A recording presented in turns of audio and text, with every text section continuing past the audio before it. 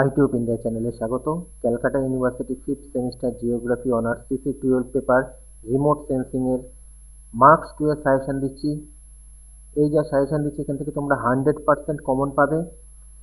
সাজেশনে বেশ কিছু কোশ্চেন আছে, একাধিকবার টাইপ হয়ে গেছে, তো দেখে মনে হবে অনেকগুলো কোশ্চেন, সেটা না, অনেকগুলো কোশ্চেন কমে যাবে, কারণ সাজেশনে একই কোশ্চেন 2-3 বার টাইপ হয়ে গেছে।